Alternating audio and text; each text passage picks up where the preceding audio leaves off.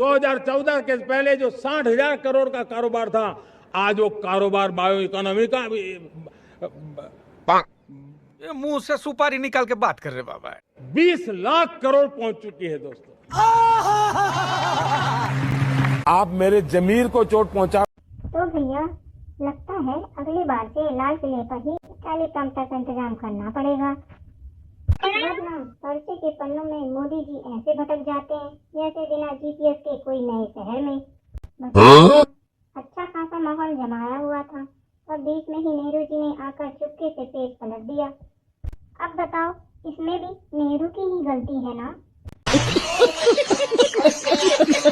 भैया ये देख के मुझे एक शायरी याद आई है। फेंकने की स्पीड में जब कैसेट अटका भारी, जनता बोले अरे भाई ये तो फिर से हुई तैयारी। चौथी पास राजा का फिर से ट्रेन चला भारी, पर्चे पलटने में ही निकल गई हवा सारी। घबराना नहीं। जो काम पिछले 5-7 दशक में नहीं हुए हैं, वो काम हमें आने वाले 5-7 साल में करने हैं। अच्छा, लल्लन भैया यह भाषा तो काबिले तारीफ है, क्योंकि हो सकता है अब हमें बकाया वाला 15 लाख मिल जाए। ये बड़ी अच्छी बात कही आप। और फिर याद आया, अरे भाई यह तो वही सालाना लच्छेदार भाषण है जो हर साल 15 अगस्त को आता है और 16 को गायब हो जाता है। अरे भाई इसलिए तो लोग अब घनघोर बेइज्जती करते हुए कहते हैं आय दुगनी पक्का मकान और अर्थव्यवस्था पर ध्यान। भाषण खत्म होते ही समझा ये तो था बस जुमला महान। हाथ में आई मेलोडी टॉफी, दिल देखकर दिल हुआ कॉफी। लल्लन भैया अब तुम ही बताओ, बूंदी के लड्डू कब तक खाओ? फेंकने में कोई कसर न छोड़ी, जनता ने भी अब आंख ही तोड़ी।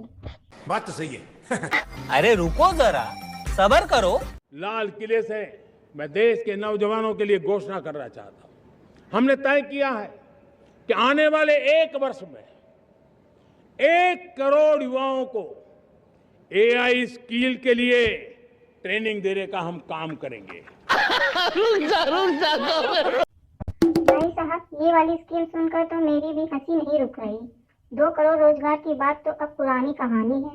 अब 1 करोड़ युवाओं को एआई की ट्रेनिंग दिलवानी है। दरभंगा एम्स की तरह एआई हब भी हवा में तैर रहा। जुमलों का ये नया मॉडल पूरे देश में फैल रहा। सही पकड़े। रुको जरा, सब्र करो। भैया एक तरफ विश्व गुरु का मंच पर राग है, दूसरी तरफ बुलडोजर की नफरत वाली आग है। हिंदू मुस्लिम गाय भैंस से कब तक देश को उलझाओगे? लल्लन भैया अब तुम ही बताओ, असली मुद्दे कब लाओगे? मौलवियों में से कुछ को फोन किया, आपने पशु क्यों कहा, और यही पशु शब्द मैं तुम्हारे लिए उपयोग करूं तुम्हें कैसा लगेगा? कुछ भी।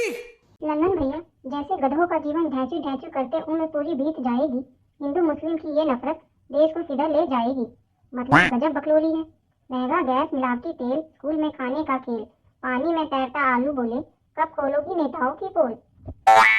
लेकिन फिर भी इन सब मुद्दों से दूर ये लोग हमेशा मंदिर, मस्जिद और गाय के नाम पर ठगते रहते हैं।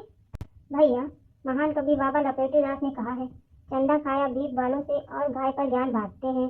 जनता की जेबें काट कर आपस में मलाई चाटते हैं। महंगाई पर बोलो तो ये धर्म खतरे में बताते हैं। असली मुद्दे से ध्यान भटका कर ये ही उल्लू बनाते हैं।